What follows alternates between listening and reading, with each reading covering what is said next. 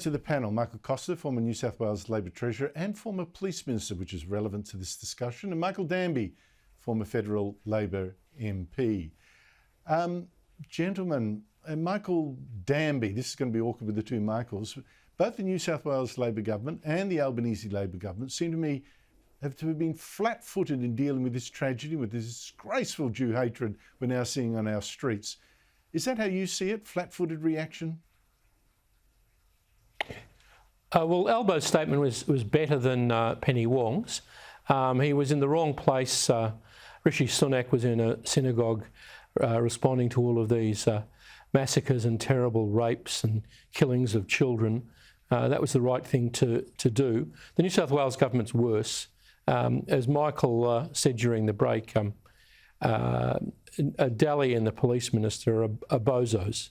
Really, the fact that they're ministers is a problem for Chris Minns. Fancy going on the radio, Michael Costa, as Daly did yesterday, and not knowing what was going on in your own streets and saying that people should keep away from the Opera House. All the people of New South Wales should be in fear of these 200 gangsters last night yelling out, "Gas the Jews."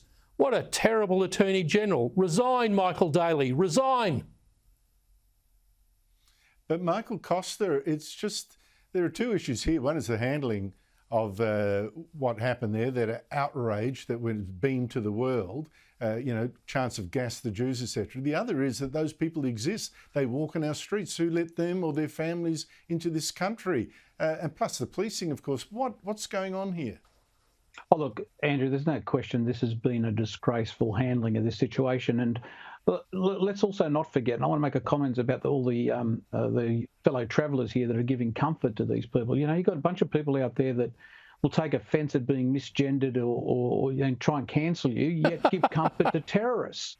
I mean, it is unbelievable when you see university. I know they're university students, but to have these people out there giving comfort to these terrorists, let's be very clear about this. It's no longer acceptable to hide behind this sort of anti-Zionism as being the basis for your protests. I mean, the fact of the matter is that anti-Zionism is code for anti-Semitism, and that's the reality of it all. They hide behind those weasel words. I mean, if you look at Gaza, it is occupied, but it's occupied by Hamas, not Israel. And I find it extraordinary. These people don't know the basic facts, yet they're out there making protestations, that they support some sort of underprivileged underdog class. If they did do that, they'd be out calling out Hamas. In terms of the policing, it has been appalling.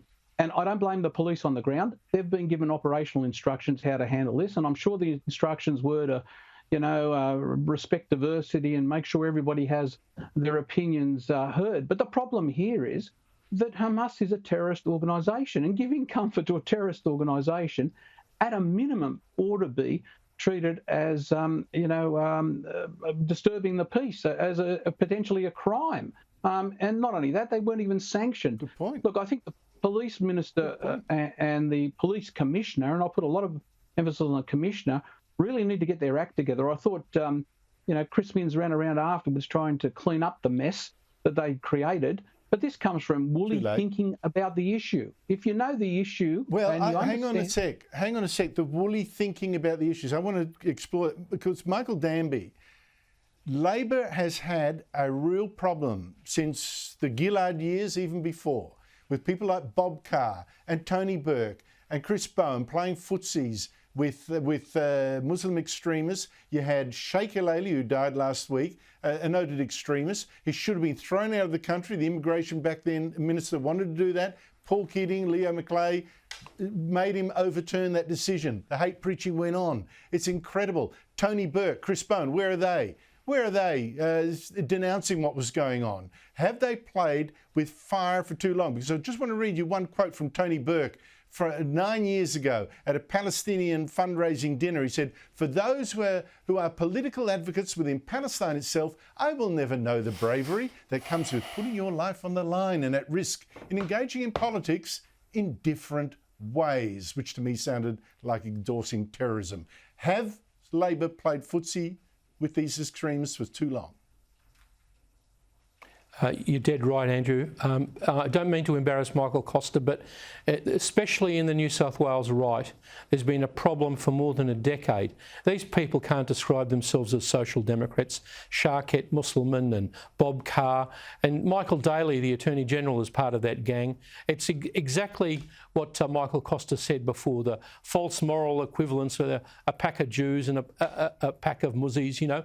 It's not the same. This is an organisation, Hamas, and these people demonstrating in their favour, who are a registered terror organisation. And you can see why they are. I'm sure ASIO is much more responsible than the New South Wales Police, and they've taken pictures of all of the faces who were shouting, "Gas the Jews, kill the Jews," because they're the people from whom future terrorist incidents originate. So it's a very serious situation. Good luck with that, Michael, but see how many people are wearing masks. Hopeless image for Australia all around the world. Wearing masks. Hopeless image. Yeah, well, exactly not all the time. Michael Costa, we're running out of time, but I've got to ask you this. The Albanese government is giving around $32 million a year to the Palestinian territories, including Gaza, for things like schools and food and things like that. Should we halt that money, given that Hamas, which runs Gaza, had enough money of its own to fire 3,000 rockets into Israel last weekend and send hundreds of terrorists to go and kill Jews? If they've got money for that, why do they need Australia's? Well, look, there's no question that should be not 1 cent going to Gaza. It is not an occupied territory. It's under the control of people that were elected by the population there. I know there hasn't been elections subsequently, but remember who put these people in charge in Gaza. It was the local population. Now, as for the Palestinian Authority and the West Bank, I mean, that's really a matter for the Australian government to discuss with the government of Israel. If they're prepared to allow humanitarian support, and I know Israel gives them humanitarian support, fair enough. But Gaza is in a different category, and this is the conflating of Gaza with... Sorry? No, Michael, if they can afford rockets, we don't need to send them food. That's bottom line. Michael Costa, Michael Danby, thank you both so much for your time.